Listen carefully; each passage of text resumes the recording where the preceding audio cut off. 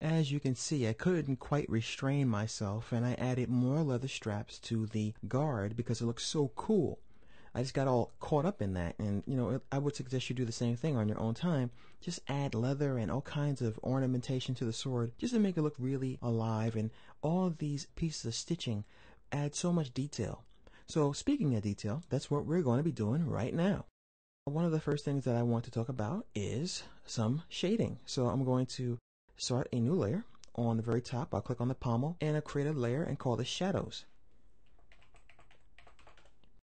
because we are literally going to draw our own shadows and then just drop the transparency down on them. So let's go ahead and change to our stroke, and I'm going to make this black, and I'm going to just paint some shadows, and I'm going to do a little bit at a time. So I'm going to just click right here and pull out a shadow for the guard like this.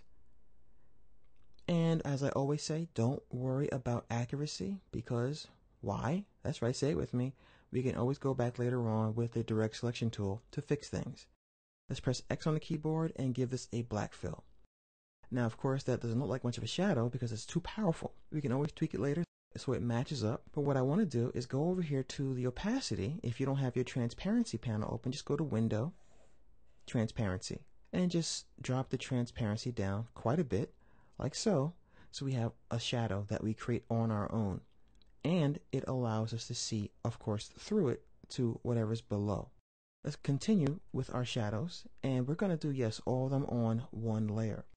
I'm also going to add some more detail into the guard itself, just by drawing out a shadow like so. And I'm going to add a couple of squiggly lines just to show some of that light reflecting. And just like before, I'm going to drop the opacity down quite a bit so we can see through it and just have a little bit more detail. We're going to continue to do this throughout the entire rest of this particular lesson, just so you can see that Illustrator is a great starting point. I'm holding down on my keyboard Command or Control to temporarily turn the tool off so I can continue drawing over here. Make sure your other layers are off so you're not accidentally grabbing them.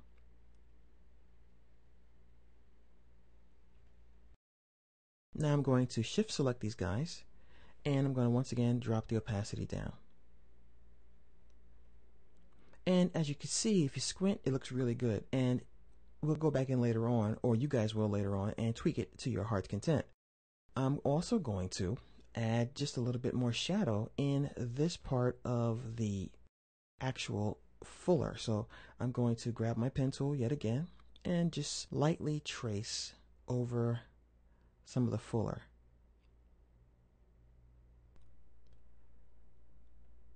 And I'll pull here. I'm going to click on this point, and I'm going to go over here and pull, and leave off where I began to have this shape like so.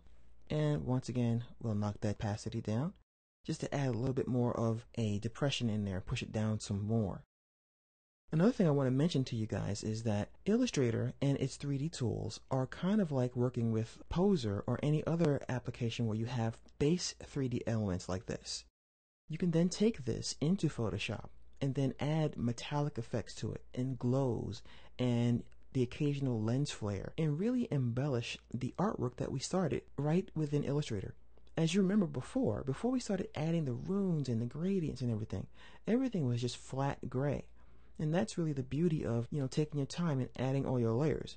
You can turn them off if you're not happy with them, and you can always come back in and tweak them at will. So I'm going to add just a few more shadows here. I'll add one under this pommel, and I'm going to click and drag out a nice shadow like this, and I'll do something like that, and I'll decrease the opacity of that, deselect it and see how it looks.